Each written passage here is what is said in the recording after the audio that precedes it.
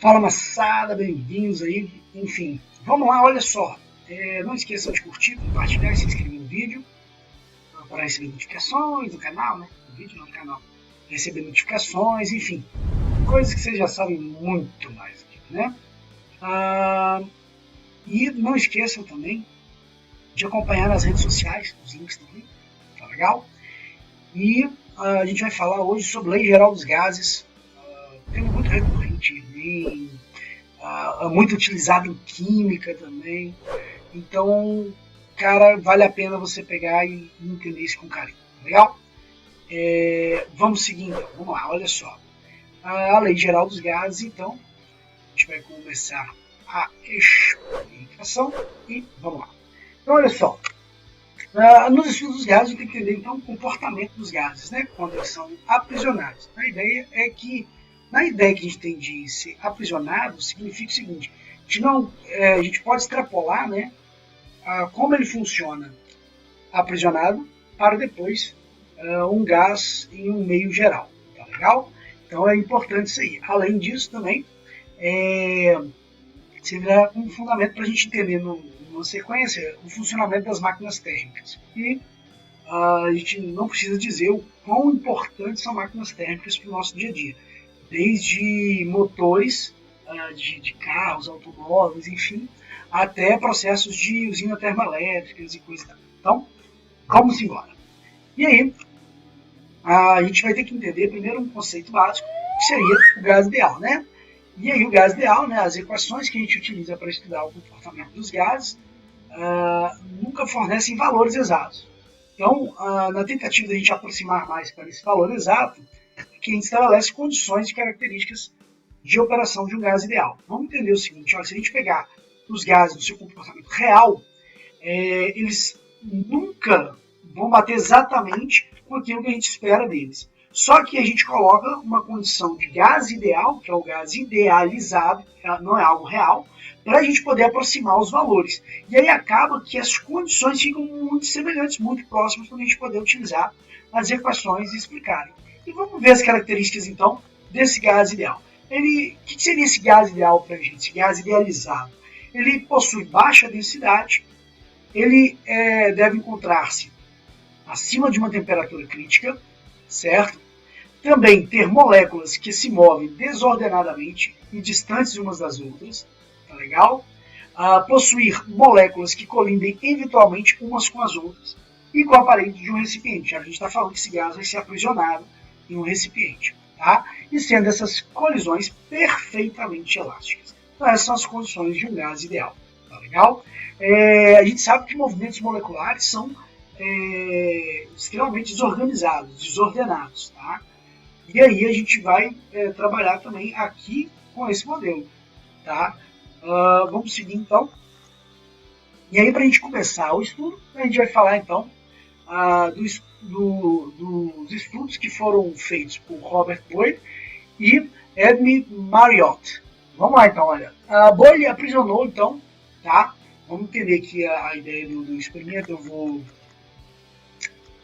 só colocar aqui um apontador laser para a gente dar uma olhada. Então a gente tem aqui um tubinho, tá vendo? Um laser, ok? Vocês estão vendo aí? Então beleza. E aí esse tubo, o que acontece? É que ele é aprisionado, ele é fechado, só que aqui em cima ele não é, ok? E aí, o que aconteceu? Foi observado então que nesse tubo ele colocou mercúrio e que sofreu uma variação em sua altura na medida em que ele fazia o seu experimento. Então vamos dar uma olhada, ó, a coluna de mercúrio do lado direito indicava, aqui ó, tá? Indicava a pressão exercida sobre o gás. Após uma variação de temperatura, Boyle aguardava o equilíbrio térmico, quer dizer, atingia a mesma temperatura com o ambiente, e em seguida efetuava a medida do volume do gás aprisionado. Então, olha, ele pegava e mudava a pressão exercida sobre esse líquido aqui, que no caso é o mercúrio.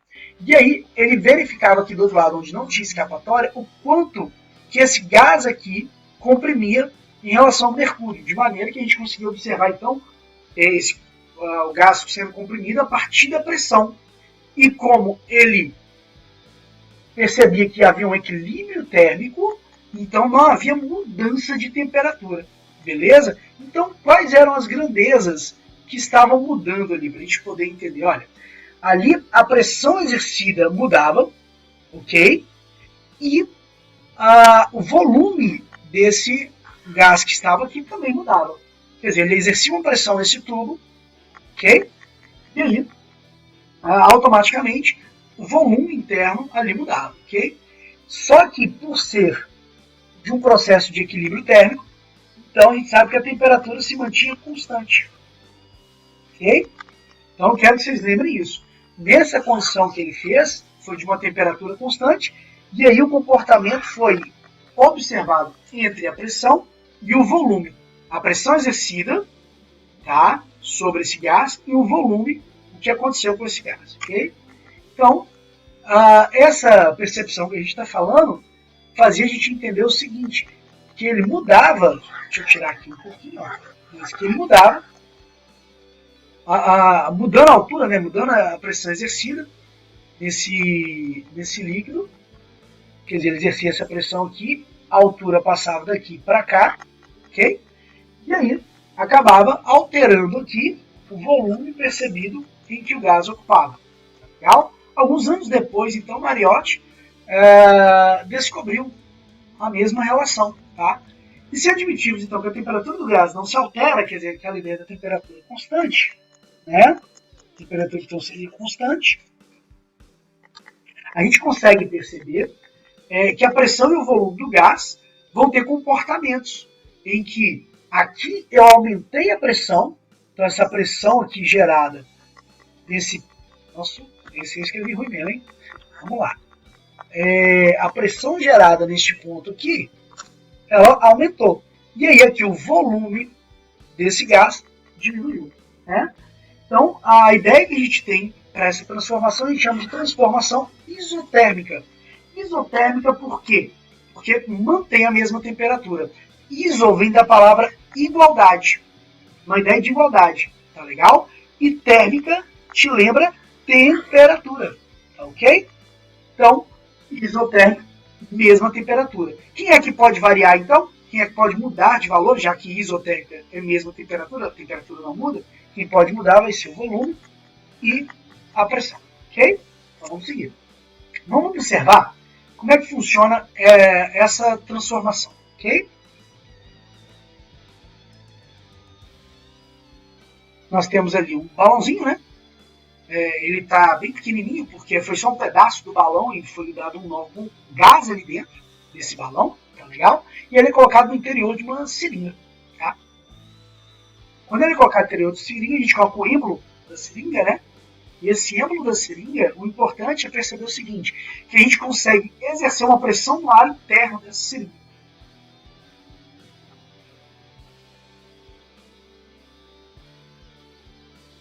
Se eu pressionar ali, eu aumento a pressão interna. Perceba que neste momento, quando aplica-se a pressão, tá, o volume da bexiguinha diminui, porque vai comprimindo o ar dentro da bexiga também. Tá legal? Então, há interessante percepção entre o aumento da pressão e a variação do volume. Tá legal?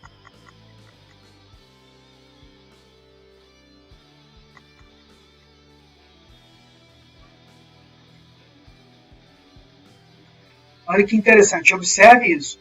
Quando aumenta a pressão, diminui. Quando diminui a pressão, aumenta o volume dessa bexiguinha. Que interessante, né? Então a gente entende que o comportamento de volume em relação à pressão é inverso. Na medida que aumenta-se a pressão, diminui-se o volume. E em mesma proporção, olha que interessante. Se aumenta-se 4 vezes a pressão, aumenta-se 4 vezes, diminui-se 4 vezes o volume. De Boyle-Mariotti, primeira lei dos gases. Que a gente pode, em síntese, deduzir que quando a temperatura de uma amostra de gás permanece constante, a variação de volume é inversamente proporcional à sua variação de pressão. Aí está mais um experimento da nossa física animada. Experimento de hoje da área de comportamento térmico dos gases, demonstramos a lei de Boyle e Mariotti, estabelecida no final do século XVII. Um abraço e até o nosso próximo encontro. Beleza. Vamos entender o que aconteceu então naquele vídeo anteriormente? Olha só, ele teve uma transformação em que a temperatura permaneceu constante, perfeito? Então a temperatura permaneceu constante. E aí, o volume, na medida que diminuía, o que acontecia? A gente percebia que o volume da bexiguinha diminuía somente quando aumentava-se a pressão. Então significa que eles têm comportamento inversamente proporcionais. Tá legal? Beleza, vamos ver mais um experimentozinho demonstrando isso. Ok? Deixa eu colocar aqui.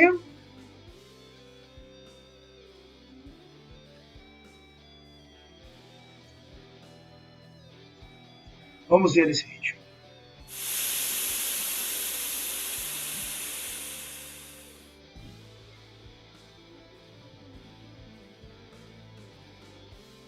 Neste vídeo usaremos um manômetro de tubos e um balão volumétrico com uma seringa acoplada e uma saída lateral. O manômetro usa o princípio da pressão hidrostática para se medir a pressão. Como os dois tubos de vidro contendo água com corante estão abertos na parte superior, ambos estão com os níveis da água na mesma altura. Agora, se soprarmos um dos lados, aumentaremos a pressão do ar acima do nível da água, que pode ser medido por meio da diferença de altura das duas colunas. Da mesma maneira, se diminuirmos a pressão interna da boca, a diferença se inverte.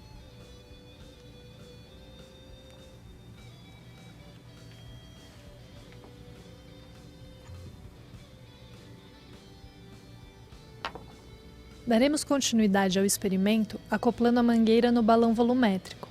Assim, poderemos medir a pressão interna do gás por meio da diferença de altura das colunas de água. Colocando o êmbolo na seringa e comprimindo lentamente o gás, podemos ver um acréscimo na pressão interna do balão, por meio do aumento na diferença das alturas das duas colunas. Quanto menor o volume do gás, maior a pressão interna. Como a compressão do êmbolo é feita de forma muito lenta, também chamada de quase estática, praticamente não se verifica um aquecimento do gás. Portanto, este é um exemplo de uma transformação isotérmica, ou seja, a pressão do gás aumenta com a diminuição do seu volume, mantendo a temperatura constante durante o processo.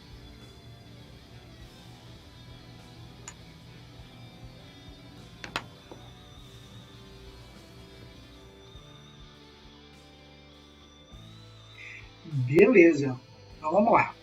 Seguindo esse exemplo então da ideia de transformação isotérmica, né, a gente vai ter um gráfico característico. Esse gráfico a gente vai ter que observar, nós estamos utilizando, tá? Deixa eu pegar aqui uma canetinha, ó. Aliás, vou pegar o marca-texto que é melhor, que aí destaca. A gente está pegando, olha aqui, na coluna a ideia de pressão, então na vertical, né, ideia de pressão, e aqui na horizontal, na ideia de volume, tá legal? De um gás sendo analisado ali em relação a o nosso coluna de mercúrio, tá? E aí, quando ele fez esse experimento, ele obteve amostras, né? Então a gente pegou uma ideia dessas amostras para a gente poder observar. Vamos dar uma olhada nessas amostras indicadas aí, ok? Elas estão aqui, ó, tá? Nesse gráfico. Vamos então pensar qual é a ideia dessa pressão característica. Ela forma uma hipérbole, tá? E aí, o que é importante a gente observar aqui, tá? A gente tem pressão e volume, como a gente havia afirmado, e há uma alteração. Porém, olha que interessante, ela tem um valor que se mantém constante no processo, né? Se a gente pegar aqui, ó, deixa eu pegar uma cor aqui, beleza? Ó, vamos lá, olha. Se eu observar nessa tabela, eu consigo preencher qual é esse valor que se mantém constante, não importa onde eu olho esse gráfico, tá legal? Vamos dar uma olhadinha aí para a gente poder tentar enxergar isso. Aqui, ó, eu vou ter o valor de 152 nesse ponto. onde ele aponta para 15, não é isso? E aí, 152 seria... Nossa, isso aqui é o torto, hein? Mas esse 152 aqui seria mais ou menos aqui, né? Estou colocando mais ou menos só para vocês entenderem. Então, ó, aqui eu teria o 114, né? Onde vale 20. Depois, aqui o 76, que é o valor que a gente tem aqui, né? 76 aqui.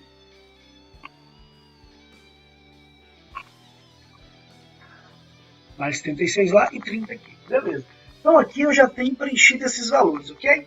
Onde a pressão é 76, quando o volume é 30, a pressão que foi de 114 centímetros de mercúrio, né? O tanto que deslocou de mercúrio em centímetros, naquela coluninha lá do início da aula, e aí que volume que ocupou o ar, o gás, né, que tinha ali dentro, 152 centímetros de mercúrio e aqui 15 de volume. Então, na medida que aumentou a pressão, diminuiu-se o volume. Beleza. Se a gente pegar e ver o produto desse cara, por que o produto desse cara? Porque produtos têm comportamento inversamente proporcionais. Na medida que a pressão aumenta, o volume diminui. Certo? Esse cara vai dar um valor constante. Olha que interessante. Ok? Vai dar um valor constante. O que eu quero que vocês observem, então? Se eu pegar 76 e multiplicar por 30, eu teria o valor de 2.280. Professor, se eu pegar cada um desses pontos, vai ter sempre essa característica quando é os gases? Exatamente. Se eu pegar o 114, multiplicar pelo 20, quer dizer, o 114 aqui, multiplicar pelo 20 aqui, vou obter de novo 2.280. Então, eu estou aqui demonstrando que exatamente isso, que numa temperatura, olha que interessante, numa temperatura constante, pressão e volume têm comportamentos inversamente proporcionais. Tá legal? E aí a gente pode, então, já adotar diretamente que em todos os três casos, certo? Em todos os três pontos, a pressão e o volume, quando multiplicados, mantiveram o mesmo valor, certo? Então eu posso igualar PV1, P1, V1, com P2, V2, P3, V3. Quer dizer, a pressão do ponto 1 e o volume do ponto 1 multiplicados será igual essa multiplicação à pressão do ponto 2 e do volume 2. E assim sucessivamente. Entenderam? Beleza. Então, vamos agora aos trabalhos de Charles e Gay-Lussac. Vamos lá. Gay-Lussac, ele teve experimentos, tá, independentes que mediam o volume e da temperatura de um gás, quer dizer, era diretamente isso aí. E aí ele tentava manter a pressão constante para ver qual foi o comportamento. Esse tipo de transformação a gente chama de transformação isobárica, beleza? E aí, o que ele constatou? Ele constatou que a variação de volume era diretamente proporcional, quer dizer, à medida que o volume aumentava, a temperatura também aumentava. E na medida que ela diminuía, o volume também diminuía. Claro que mantendo-se o quê? A pressão constante. Afinal, aqui é um outro tipo de conceito. No anterior, a temperatura era constante. Nesse não. Nesse, a pressão é que é constante. Tá legal? Então vamos lá. E aí, Gay-Lussac, ele manteve, então, também a ideia de testar os gases, mantendo agora o quê? O volume constante, ok? E aí, o que acontece? Na medida que ele manteve o volume constante, quando isso acontecer, a gente chama ela de isocórica, isovolumétrica, e também tem um outro nomezinho que é isométrica, tá legal? Então, tem três nomes esse cara, é o único que corresponde a três nomes diferentes. Isocórica, isovolumétrica ou isométrica. Todos eles estão falando de quê? De volume constante, ok? Quando isso aconteceu, ele também percebeu que, quando isso acontecia, a razão era diretamente proporcional o aumento de pressão ter também um aumento de temperatura, ok? Então, se era diretamente proporcional, quer dizer, eram em razões proporcionais, significa que também tinha uma ideia de constância, né?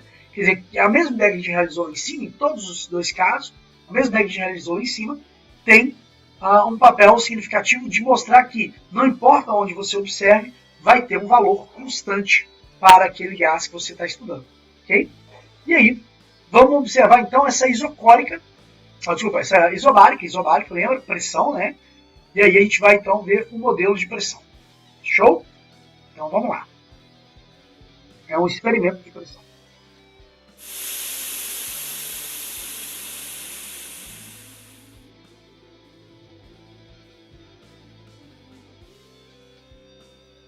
Para esta experiência usaremos um borrifador com álcool, papel toalha, um secador de cabelos e um balão volumétrico com uma rolha de borracha, uma seringa transpassada e uma torneirinha instalada na saída lateral. A seringa de vidro transpassada na rolha de borracha deve estar com o êmbolo bem limpo e sem folgas, de modo que o ar dentro dele não escape.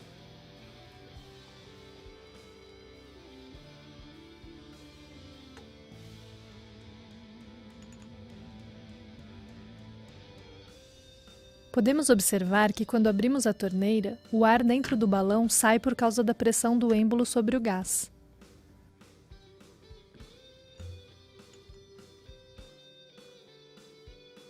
Esfregando as mãos, o atrito faz com que a pele se aqueça. Neste processo, estamos transformando o trabalho mecânico em energia térmica, que aquece as mãos.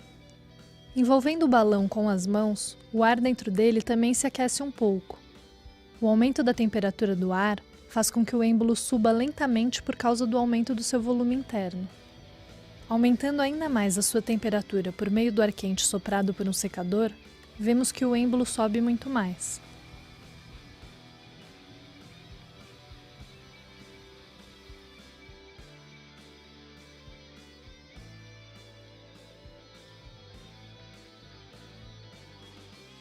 Por outro lado, se borrifarmos álcool no balão, a sua evaporação retira calor da superfície do vidro, diminuindo a temperatura interna do gás.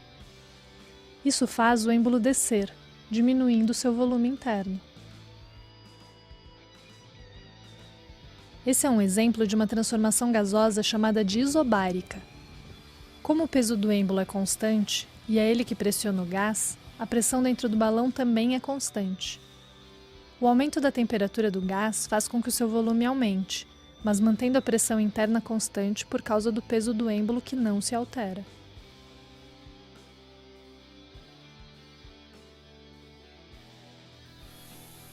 É isso aí. Então a gente viu aqui uma transformação isobárica, né?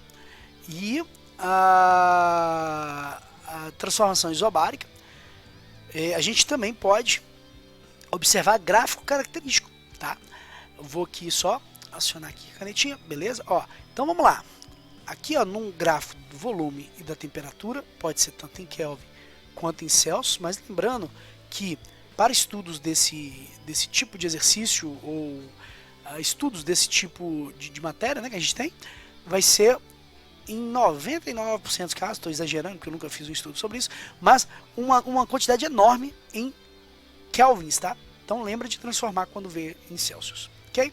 Mas enfim, o gráfico característico do volume em relação à temperatura vai ser uma reta, ok? Lembrando que o anterior era um gráfico da pressão em relação ao volume, tá legal? Aqui é volume em relação à temperatura. Vamos lá então?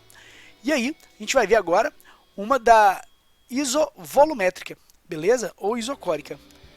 Aliás, peraí, deixa eu só ver um negócio aqui. Opa, sem querer eu escrevi aqui errado, ó.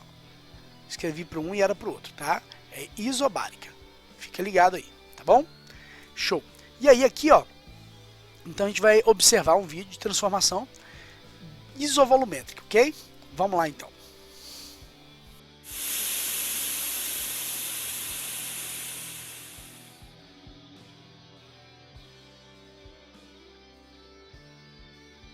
Para este experimento de transformação isovolumétrica, usaremos um balão volumétrico com uma rolha de borracha e uma saída lateral, um manômetro hidrostático e um secador de cabelos.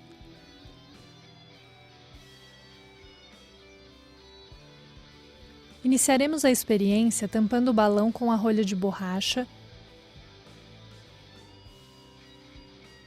conectando a mangueira a um manômetro hidrostático. O manômetro hidrostático funciona pela diferença de altura entre as colunas de água dos dois tubos. Soprando um dos tubos, pode-se medir a pressão interna da boca por meio da diferença de altura nos níveis entre os dois tubos. Diminuindo-se a pressão da boca, inverte-se também a diferença entre as colunas de água.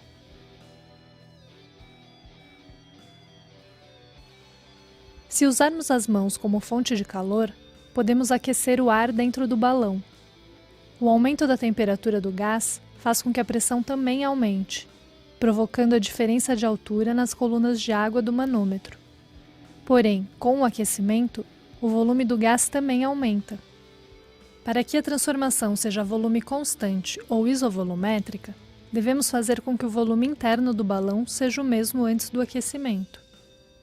Para isso, podemos mudar a altura do tubo do lado direito, de forma que o nível da água do tubo ligado ao balão volte à posição inicial. Assim, pode-se usar este dispositivo como um termômetro a gás, no qual a temperatura é diretamente proporcional à pressão interna do gás. Com o ar quente soprado por um secador de cabelos, podemos aumentar o efeito. Novamente, para que a transformação seja isovolumétrica, devemos alterar a coluna da direita para que o nível da água da coluna da esquerda volte à posição original, e assim, medir a pressão interna do gás.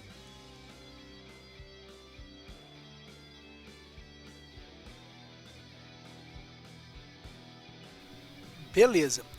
Então a gente tem aqui agora um gráfico, tá, característico desse tipo de transformação isovolumétrica, ok? E aí agora a gente vai estar lidando com o quê? Se é isovolumétrico, o volume é constante. Se o volume é constante, a gente vai analisar a pressão e a temperatura em suas modificações. E ela também gera uma reta, seja para temperatura em Celsius ou em Kelvin. Mas lembrando que a maior parte a gente vai ter que jogar transformações para Kelvin. Não, a maior parte a gente não trabalha com Celsius. Tá legal?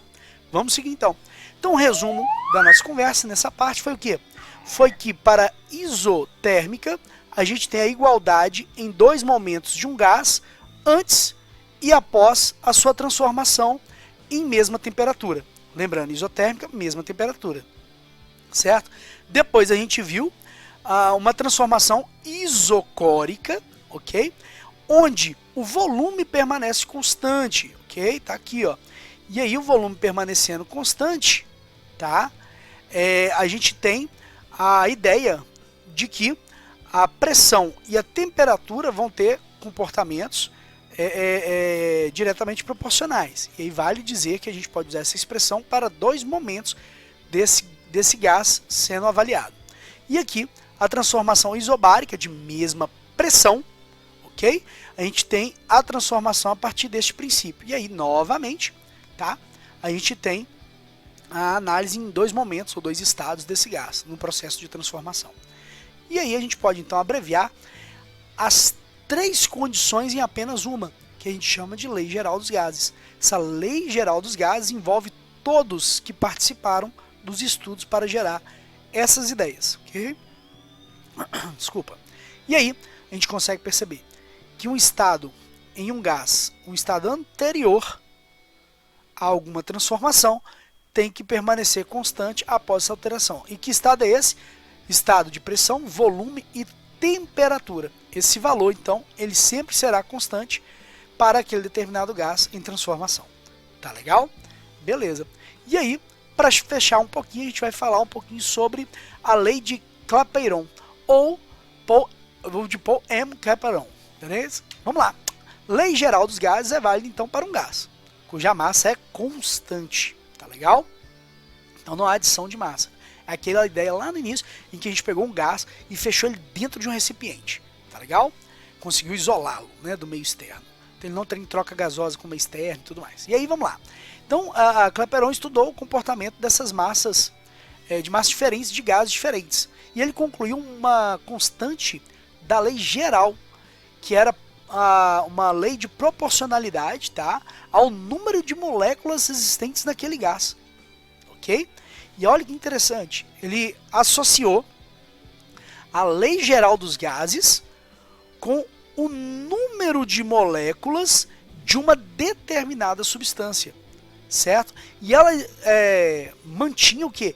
Uma relação ainda com uma constante universal dos gases. Por que uma constante universal? Porque não importa se é aqui na Terra ou no centro do Sistema Solar, da Via Láctea, do universo, do infinito e além, sempre vai ser sempre vai ser a ideia, tá, de que esse valor vai ser uma constante. E ela é universal, pode ser utilizada em qualquer situação, ok? E aí essa constante, tá, universal, R, a gente fala que são 0,082 atm vezes litro por mol vezes Kelvin. Ou a gente também pode utilizar, dependendo da condição, tá, que a gente tiver do exercício, 8,31 joules por mol vezes Kelvin, ok? Lembrando, esse N aqui é o número de mols existente em uma dada substância. Olha que interessante, a gente conseguiu, a partir desses estudos, saber que uma dada massa gasosa, a gente consegue obter diretamente o número de moléculas que ela possui, né? E mais interessante ainda, né, é fazer isso sem a gente ter de fato como observar tão bem com instrumentos que hoje nós possuímos, né? Não é uma conta de 1 em 1, é uma conta estatística, aliás, né? E aí então a gente consegue ajeitar, deixa eu só voltar aqui rapidamente, a gente consegue ajeitar essa expressão, onde eu posso pegar o T que está dividindo e passar para o outro lado multiplicando.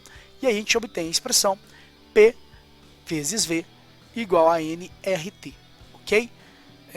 Onde, lembrando o R, a gente já falou, né? Corresponde a uma energia média necessária para variar 1 Kelvin a temperatura de 1 mol de um gás ideal. Então, olha, 1 Kelvin de temperatura para 1 mol de moléculas de um gás ideal é a energia necessária, por isso joules aqui dentro da expressão, ok? Mol está indicando moléculas e Kelvin temperatura, tá legal? PV, a energia contida em um gás, tá? E aí, mais para frente, a gente vai conversar um pouquinho melhor sobre isso, tá? Então, as equações para o estudo dos gases são válidas apenas para temperaturas absolutas, ok? Então, portanto, você deve trabalhar sempre com temperaturas na escala Kelvin. Então, toda temperatura tem que estar em kelvins, ok? Lembra que eu comentei mais anteriormente, que aí a gente consegue utilizar essas expressões onde R seria o fator constante. E aí aqui seria alguns exercícios, mas não vai ser para esse momento, ok? Um abraço, tudo de bom. E não esqueça de curtir, compartilhar, se inscrever, blá, blá, blá. Aquela coisa toda, beleza? E é isso aí. Tchau, tchau.